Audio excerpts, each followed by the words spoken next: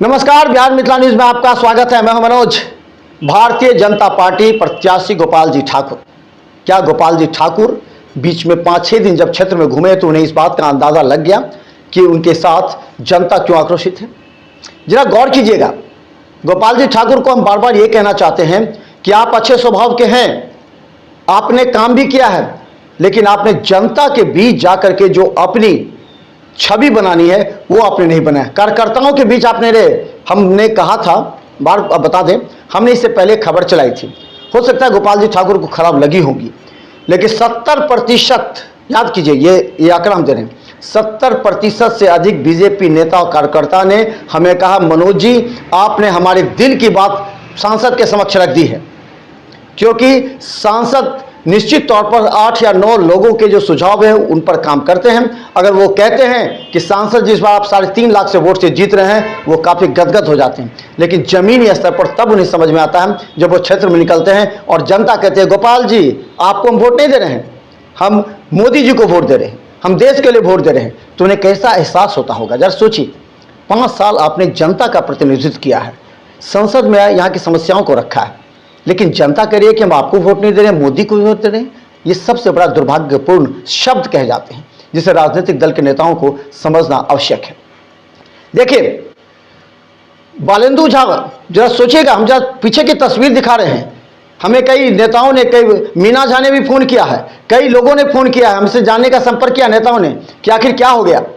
देखिए, Balendu Jha deputy mayor के लिए चुनाव लड़े थे, 28,000 मत आए थे, लेकिन गोपाल जी ठाकुर उन्हें जिता नहीं पाए।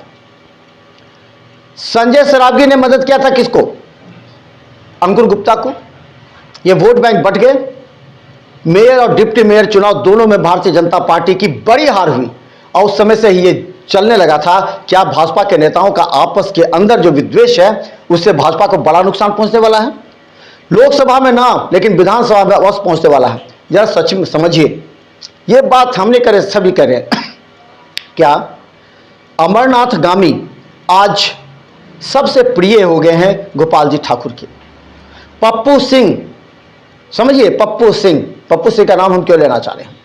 ये वही पप्पू सिंह है जो अब्दुल बारी सिद्दीकी का पिछले लोकसभा चुनाव में वहां पूरा इलेक्शन मैनेजमेंट देख रहे थे, लेकिन उस समय पूरा विरोध राष्ट्रीय जनता दल के कार्यकर्ता नेताओं का था, जिसे बाद में सिद्दीकी जी को एहसास हुआ, उनके जो नजदीकी थे उनका एहसास हुआ। पप्पू सिंह को भी भारतीय जनता पार्टी में आने के बाद गोपाल जी ठाकुर ने उन्हें अपना सलाहकार भी बना लिया है। ये 2 आदमी गोपाल जी ठाकुर के नजदीक हैं, गोपाल जी ठाकुर उनके सलाह पर चलते हैं। तो क्या करेंगे आप? संजय सरावगी, जरा गौर कीजिए, क्या करेंगी मीना झा, क्या करेंगे धर्मशिला गुप्ता, क्या करेंगे वो तमाम अर्जुन सहनी? ये बात समझनी पड़ेगी। एक कमेटी का गठन होना चाहिए जो आपसी विद्वेष विवाद को निपटाना हो जाएगा, लेकिन इस बात पर अभी तक कोई नहीं हुई। बालेंदु झा जो युवा तुर्क नेता हैं, जिन्होंने पूरी तरह भाजपा के युवा मोर्चा को मजबूत किया है, जिस तरह राकेश नायक राष्ट्रीय जनता दल को कर रहे हैं, तो बालेंदु झा को क्यों, अभी तक हमने बालेंदु झा से कई बार सवाल पूछा, लेकिन कुछ भी बोलने से इनकार कर रहे हैं। कोई हम भाजपा का मजबूती से काम कर रहे हैं, भाजपा 400 सीट जीतेगी, लेकिन बालेंदु जी जरा दिल पर हाथ रख के बताइए कि आपके युवा मोर्चा के कितने कार्यकर्ता सक्रिय हैं। हमने आपके युवा मोर्चा के कई ऐसे नेताओं से बात किया है, लेकिन सबों में जोश उमंग नहीं है। तो आप क्या करेंगे? सबसे बड़ी बात यह है कि गोपाल जी को जो बात हम समझाना चाहते हैं वो समझिए, आपको तमाम कार्यकर्ता नेताओं को साथ लेकर चलना पड़ेगा।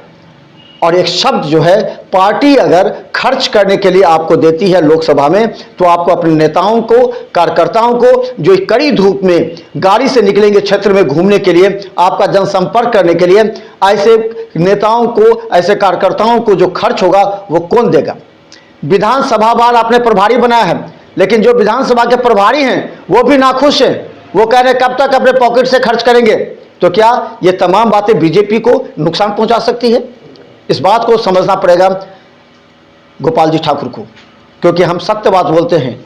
हमारी आस्था तमाम प्रत्याशियों से है। इलेक्शन मैनेजमेंट में जो कमी होती है, वो चाहे ललित यादव हो, उनको भी कड़े आवाज में हम बताते हैं, और गोपाल जी ठाकुर हो, उनको भी बताने का प्रयास करते हैं, ताकि समय रहते अगर आपने भांप लिया स्थिति और आपने सुधार कर लिया तो आने वाले समय में आपको फायदा पहुंच सकता है।